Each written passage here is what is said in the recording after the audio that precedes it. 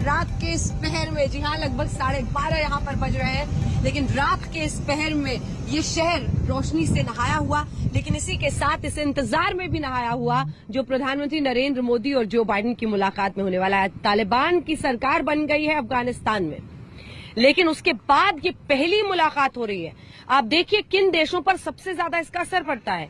अमेरिकी सेना वहां से निकली है, भारत ने वहां पर बहुत कुछ इन्वेस्ट किया था इंफ्रास्ट्रक्चर में, हर तरीके से इमोशनल, ये इन दोनों मुल्कों को काफी असर पड़ता है। और ऐसे में जब भारत और अमेरिका एक साथ इस तालिबान की सरकार बनने के बाद मिल रहे हैं तो उसके कई मायने हैं। और इसीलिए शायद क्वाड मीट से भी ज्यादा प्रधानमंत्री नरेंद्र मोदी और अमेरिकी राष्ट्रपति जो बाइडेन के बीच जो मुलाकात बायलैटरल होने वाली है उस पर सबकी नजर है।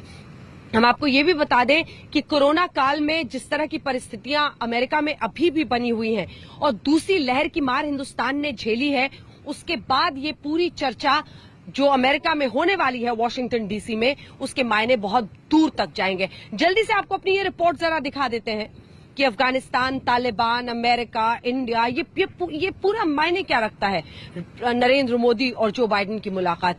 जल्दी से ये रिपोर्ट देखिए, फिर चर्चा की शुरुआत करें।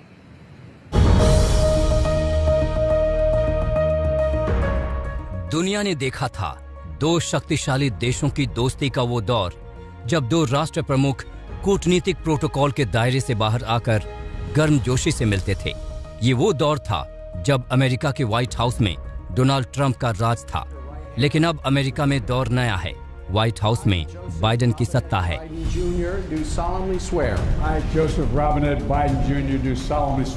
पीएम मोदी के 3 दिन के अमेरिकी दौरे पर जो बाइडेन के साथ द्विपक्षीय मुलाकात पर सबकी निगाहें होंगी। लोगों की दिलचस्पी इस बात में है कि डोनाल्ड ट्रंप के साथ पीएम मोदी की जो केमिस्ट्री थी, क्या वो बाइडेन के साथ भी विकसित हो पाएगी। बेशक बाइडेन के राष्ट्रपति बनने के बाद ये पहली मुलाकात है, लेकिन दोनों नेता पहले भी मिलते रहे हैं।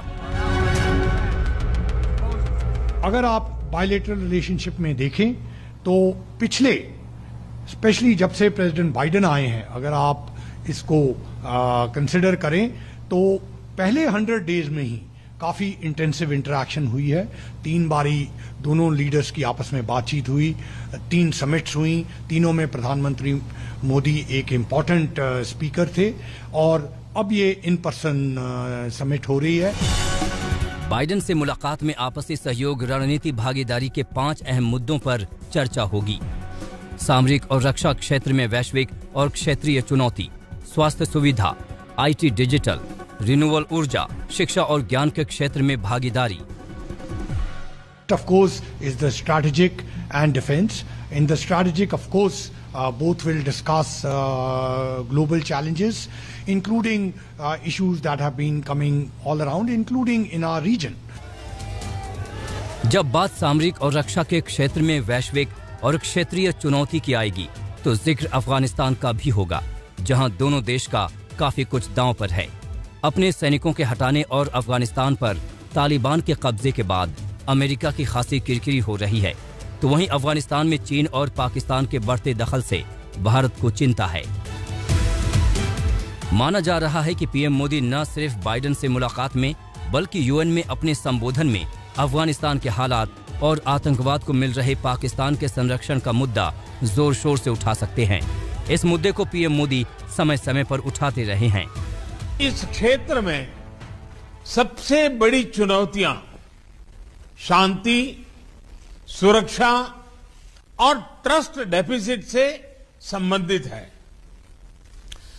और इन समस्याओं का मूल कारण बढ़ता हुआ रेडिकलाइजेशन है। अफगानिस्तान में हाल के घटनाक्रम ने इस चुनौती को और स्पष्ट कर दिया। यकीनन पीएम मोदी के इस ऐतिहासिक दौरे पर पड़ोसी देशों की भी निगाहें होंगी। ट्रंप के जाने से पाकिस्तान को नए समीकरण की उम्मीद बंधी थी, लेकिन बाइडेन से मिलना तो दूर, फोन पर बात करना भी इमरान खान के लिए सपना बना हुआ है। ऐसे में अमेरिका में पीएम मोदी की इस तस्वीर को देखकर उधर क्या हालत होगी, कल्पना करना मुश्किल नहीं। वॉशिंगटन से अंजना ओम कश्यप के साथ आज तक ब्यूरो। तो आपने देखी तस्वीर, और यही कहानी है पूरी, ये पूरी कहानी है। तालिबान के साथ कौन, ये कोई पहेली तो है नहीं, और इसीलिए ऐसे तमाम मुल्कों को एक सबक सिखाने की कोशिश पूरे विश्व के जरिए हो रही है सांकेतिक रूप से। मैं वॉशिंगटन डीसी में मौजूद हूं और इसी वॉशिंगटन डीसी में प्रधानमंत्री नरेंद्र मोदी की अमेरिकी राष्ट्रपति के साथ ऐसे नाजुक वक्त पर जो मुलाकात होने वाली है उस पर पूरे विश्व की नजर है। अब जरा तालिबान, और उस पर मैं डॉक्टर विजय आपके पास आना चाहती हूं, क्योंकि डॉक्टर विजय चौथाईवाले, अगर प्रधानमंत्री नरेंद्र मोदी, आप देखिए दोनों ही देश हो, अमेरिका हो भारत हो, सीधा असर है। हमने इमोशनली इंफ्रास्ट्रक्चर में कितना कुछ इन्वेस्ट किया था, वहां पर तालिबान की सरकार बन गई। अमेरिकी सेना ने भी देखा कि वहां की खुद की जो नेशनल सेना थी, आर्मी थी, उसने सरेंडर कर दिया, और जो बाइडेन ने कहा कि हमारे लड़के आखिर कब तक लड़ते रहेंगे उनके लिए। दोनों देश जो अफेक्ट हो रहे थे वो अपनी अपनी तरह से अलग हुए हैं और तालिबान की सरकार बन गई है। दोनों मुल्कों के लिए एक बड़ी चुनौती है कि क्या रणनीति हो तालिबान की सरकार के खिलाफ।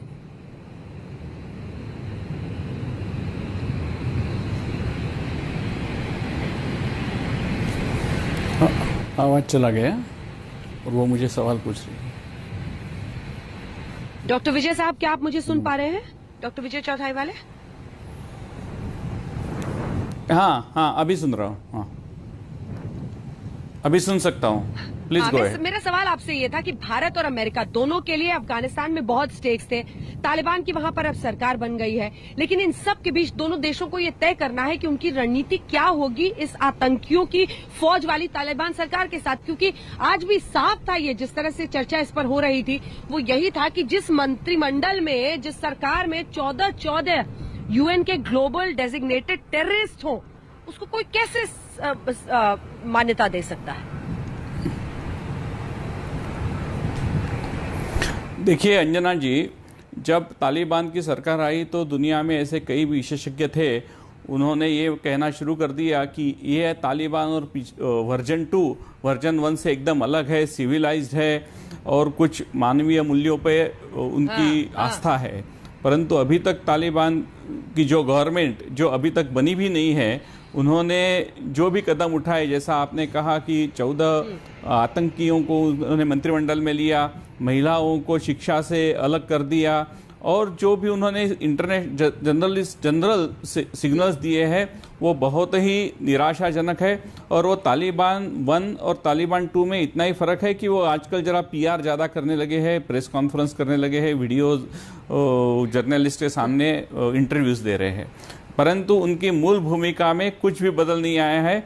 और जैसा आपने आपके न्यूज़ क्लिप में भी दिखाया कि एससीओ के मीटिंग में प्रधानमंत्री मोदी जी ने उसके बारे में अपनी शंका बिल्कुल स्पष्ट रूप से जाहिर की थी कि ये सरकार इंक्लूसिव नहीं है और आतंकियों को शरण देने वाली हो सकती है, और इसलिए हमारे सुरक्षा को बहुत बड़ा खतरा हो सकता है। ड्रग्स कार्टेलिंग का एक बहुत बड़ा मामला, आपको पता होगा कि मुंड्रा एयरपोर्ट पर एक बहुत बड़ी कंसाइनमेंट अभी अफगानिस्तान से जो निकली हुई थी उसको हमारे कस्टम्स अधिकारियों ने पकड़ा है। तो ये कई सारे मुद्दे भारत के लिए चिंता का विषय हो सकते हैं, और इसलिए एक international alliance of democratic countries which will prevent all this, ये आज की बहुत आवश्यकता है।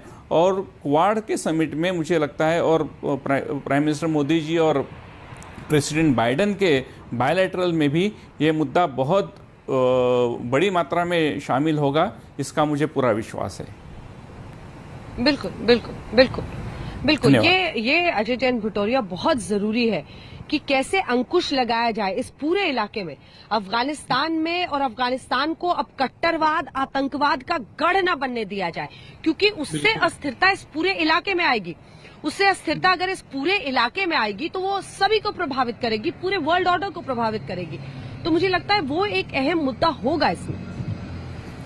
बिल्कुल अंजना जी, ये अहम मुद्दा होगा कि अब ये डिस्कशन बहुत महत्वपूर्ण होगा to fight the visible enemy and to fight the invisible enemy. Invisible enemy में यूएस, इंडिया जो है एक रोल प्ले करेगा। $1 बिलियन वैक्सीन की डोजेज 2022 तक काफ़ी सारे देशों को सप्लाई करेगा। उसमें यूएस भारत को सपोर्ट करेगा और कि और ज़्यादा प्रोडक्शन हो और सारे यूएस विश्व को इंडिया सप्लाई करे। विजिबल एनिमी जो तालिबान है और जो टेररिज्म है, उसको काउंटर टेररिज्म के रूप में जो एक नई रणनीति बनाए, एक क्वाड के देश मिलके, और साथ में prick nation Pakistan Russia, China और ईरान, उनको कैसे काउंटर किया जाए। तो ये सारी रणनीति का डिस्कशन होगा और ये बहुत महत्वपूर्ण हो जाता है कि आगे वाले समय में काउंटर टेररिज्म एक बहुत बड़ा इंपॉर्टेंट मुद्दा है, नेशनल सिक्योरिटी, और उसके ऊपर ये डिस्कशंस चलेंगे अभी। यूएनजीए में जसजीत सिंह साहब, आपको लगता है कि खुलकर भारतीय प्रधानमंत्री या कुछ मुल्क पाकिस्तान पर हमला कर सकते हैं? आतंकवाद के मुद्दे पर कुछ कंट्रीज को खुलकर घेरना अब जरूरी हो गया है? जी बिल्कुल अंजना जी, मुझे लगता है कि भारत को और बाकी देशों को भी आतंकवाद के खिलाफ बिल्कुल बोलना चाहिए और मुझे लगता है वो बोलेंगे। पर मैं एक बात ये भी कहना चाहता हूँ इस दौरे के बारे में कि जो बाइडेन एडमिनिस्ट्रेशन है और जो अमेरिका का जो मीडिया है वो अफगानिस्तान को भूल चुके हैं। जब से अमेरिका 21 अगस्त से निकला है, बाइडेन साहब अफगानिस्तान के मसले पे ना कोई प्रेस कॉन्फ्रेंस कर रहे हैं, ना वो किसी से बात करते हैं, और मीडिया से भी अफगानिस्तान को ऐसे भुला दिया गया है जैसे कि ये कहीं पिछले 100 साल पहले का इंसिडेंट है। और एक जैसे जो कबूतर है वो रेत में अपना सिर घुमा के बैठ जाता है कि बिल्ली अब मुझे देख नहीं रही है, तो वही अभी बाइडेन एडमिनिस्ट्रेशन का यहाँ पे हाल है कि ये सोच रहे कि हम लोग यहाँ आ गए हैं, हम अफगानिस्तान से आ गए हैं, अब हम सेफ हैं। पर ये बिल्कुल सही नहीं है। अफगानिस्तान जो है वो अगर कुछ किया नहीं गया तो जल्दी आतंकवाद का गढ़ बनेगा, और इसकी जो सारी जिम्मेदारी है वो अब भारत के ऊपर, क्वाड के जो बाकी देश हैं उनके साथ मिलके, दुनिया के जो और देश हैं जो अब अमेरिका की तरफ नहीं देख रहे हैं, क्योंकि अमेरिका तो ऑलरेडी वहां से एक किस्म से दुम दबा के बाइडेन एडमिनिस्ट्रेशन आ गई। अब ये इन देशों के ऊपर और भारत के लिए एक बहुत अपॉर्चुनिटी है कि इसमें लीड लेके अपनी जो वार्ता होगी बाइडेन साहब के साथ, उसमें मोदी जी परसुएड करें कि अमेरिका की ये जवाबदारी है और जिम्मेदारी है कि और देशों के साथ मिलके आतंकवाद के खिलाफ लड़ा जाए। बिल्कुल जसदीप सिंह साहब, आपसे एक कमेंट इस पर, क्योंकि देखिए national security adviser Ajit Doval भी आए हुए हैं, फॉरेन मिनिस्टर, फॉरेन सेक्रेटरी और पीएम के साथ। ये क्या भारत एक स्ट्रांग प्लान के साथ इस पूरे रीजन के लिए अपनी बात को सामने रखेगा और उस पर एक सहमति बन सकती है?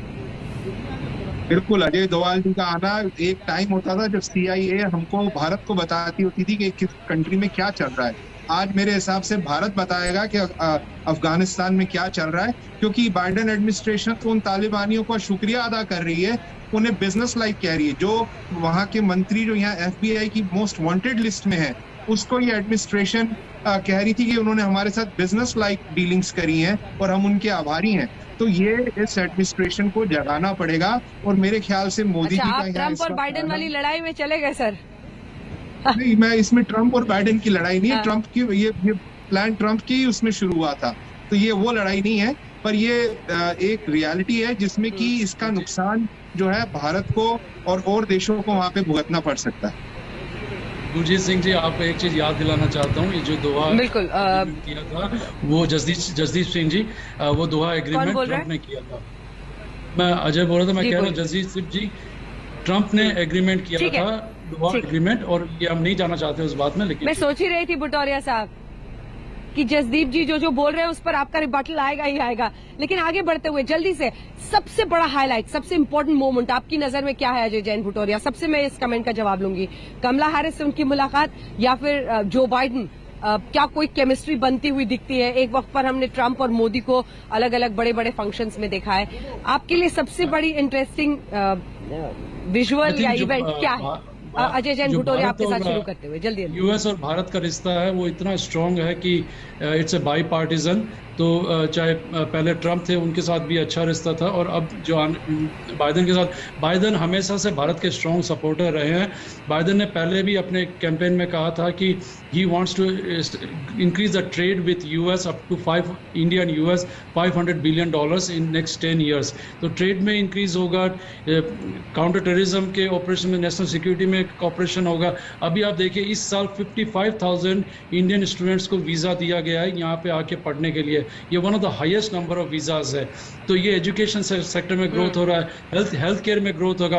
ऑफ कोर्स क्लाइमेट चेंज में यहाँ पे यूएस इंडिया से कहेगा कि भाई अपना कार्बन रिडक्शन करे, वो भी आपने होगा। मेरे सवाल का जवाब छोड़कर सब जवाब दे दिया सर, लेकिन उसमें बहस में घुसिएगा तो फिर मैं आपसे पूछूंगी कि भारत में जो वैक्सीन हैं इस वक्त कोवैक्सीन, कोविशील्ड उनको रिकॉग्नाइज करने के लिए क्या हो रहा है? बहुत सारे लूपहोल्स हैं। देखिए कमियों की कमी नहीं है, लेकिन हाँ उसका अप्रूवल जरूरी है। आप देखिए यूके हो, यहाँ पर हो, ये भी रेसिज्म का एक हिस्सा होता है जिसमें आप उसी कंपनी के आप वैक्सीन को एक देश में अलाउ करते हैं, दूसरी तरफ कोविन ऐप पर आप शक करते हैं। तो खैर इन सब पर लंबी चर्चा नहीं। सबसे इम्पोर्टेंट इवेंट जिस पर आपने नजर बनाई हुई है वो बताइए, आपके लिए सबसे बड़ा मोमेंट क्या होगा? मेरे हिसाब से जो बाइडेन और कमला हैरिस इंडिविजुअली जो मीटिंग होगी वो एक पर्सनल रिलेशनशिप और बॉन्डिंग के लिए बहुत जरूरी है, and that is something I am looking forward to.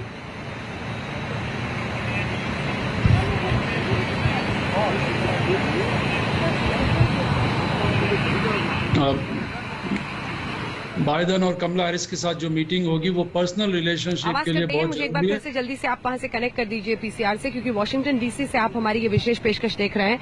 और मुझे लगता है हर किसी को इंटरेस्ट इस बात में होगा कि एक तरफ प्रधानमंत्री नरेंद्र मोदी की मुलाकात होगी जो बाइडेन से, तो दूसरी तरफ कमला हैरिस वाइस प्रेसिडेंट, क्योंकि उनकी सोच, उनकी विचारधारा को लेकर अक्सर ये सवाल उठता है कि क्या वो भारत और भारत की सरकार के खिलाफ है। तो वहां पर भी प्रधानमंत्री ने कांग्रेचुलेट उन्हें किया था वाइस प्रेसिडेंट बनने के बाद, और उसके बाद उनकी मुलाकात होने वाली है प्रधानमंत्री से, तो उस पर भी रहेगी सबकी नजर। जल्दी से मुझे कनेक्ट कर लें क्योंकि ये चर्चा को हम आगे लिए चलेंगे। एक बार फिर से फटाफट स्टूडियो में कनेक्ट करते हुए डॉक्टर विजय, आपसे अब मैं जल्दी से पूछना चाहती हूँ, आपके लिए सबसे जो बेशकीमती मोमेंट है वो आपकी नजर में क्या है? आपको क्या लगता है कौन सा मोमेंट आपके लिए सबसे दिलचस्प होगा? डॉक्टर विजय। मुझे लगता है कि ये विजिट में Quad summit is the peak और the most important moment of this visit, क्योंकि दुनिया के 4 देश की जो डेमोक्रेसी, फ्रीडम ऑफ एक्सप्रेशन पे भरोसा रखते हैं, वो 4 देश इकट्ठा आकर एक बहुत बड़ा संदेश दुनिया को जाने वाला है। और मुझे लगता है कि यही इस दौरे की सबसे चरम सीमा ये होगी। यही समूह है ना डॉक्टर विजय चौथाई वाले, जिससे वो फर्क साफ दिखता है। हिंदुस्तान की लोकतंत्र की ताकत, ये चारों मुल्क हैं उनके लोकतंत्र की ताकत, और दूसरी तरफ जो हम चीन और पाकिस्तान जैसे मुल्कों में देख रहे हैं, वही ये समूह उसी फर्क को और भी गहरा करके पूरे विश्व को दिखाता है। जसजीत सिंह साहब, आपकी नजर में सबसे बड़ा टेक अवे मोमेंट प्रधानमंत्री मोदी के इस विजिट का क्या होगा जिस पर आपकी खास नजर है? जी, क्वाड समिट तो है ही, पर मेरी जो राष्ट्रपति बाइडेन से जो मीटिंग होनी है उसके ऊपर मेरी खास नजर है, क्योंकि उसके बाद मैं ये देखना चाहूंगा कि प्रेस ब्रीफिंग होती है, उसमें अभी तक बाइडेन जी जो है वो कोई रिपोर्टर से सवाल नहीं लेते रहे। इस मीटिंग के बाद अगर प्रेस कॉन्फ्रेंस होती है दोनों की जॉइंट, उसमें पता लगेगा कि बाइडेन एडमिनिस्ट्रेशन अफगानिस्तान के मसले में कहाँ खड़ी है। और ये सबसे बड़ा जो है मैं देखना चाहूंगा कि भारत के साथ कितना अफगानिस्तान मसले पे है।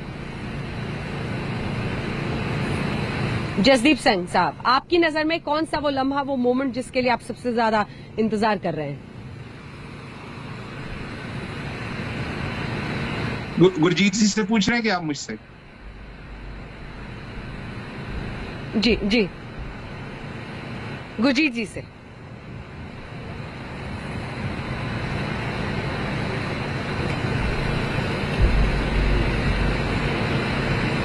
गुरजीत जी, कहीं आपने अपना माइक तो नहीं गलती से ऑफ कर लिया? आपकी आवाज नहीं आ रही है। म्यूट तो नहीं कर दिया? अनम्यूट कीजिए प्लीज। मेरी नजर में जो क्वाड की 4 लोकतांत्रिक शक्तियां हैं वो इस मंच पे दिखाएंगी कि दुनिया को चीन से परे हम कहां जाएंगे, और फ्री और ओपन इंडो पैसिफिक की जो मूल्य हैं उनको हम दुनिया में कैसे बढ़ाएंगे। ये इस समय सबसे बड़ा मैसेज है। बिल्कुल। और यूनाइटेड नेशंस में पीएम क्या बोलेंगे उस पर जल्दी एक लाइन के कमेंट में आप सभी से, डॉक्टर विजय आपके साथ शुरू करते हुए, क्या टेररिज्म पर पीएम जो बोलेंगे, क्योंकि देखिए इमरान खान इस बार वर्चुअली, वो यहां आ नहीं रहे हैं, वर्चुअली वो बोलने वाले हैं, और उन्होंने इससे पहले इस्लामोफोबिया का कार्ड खूब खेला था कि विश्व को इस्लामोफोबिया हो गया है, सब मुस्लिमों को शक की निगाह से देखते हैं, तमाम मुल्क ये कर रहे हैं वो कर रहे, विक्टिम कार्ड खेल रहे थे। ऐसे में प्रधानमंत्री जो बोलेंगे उस पर सबकी नजर होगी। क्या आपको लगता है आतंकवाद पर कितने मुखर होकर पीएम घेर सकते हैं ऐसे मुल्कों को?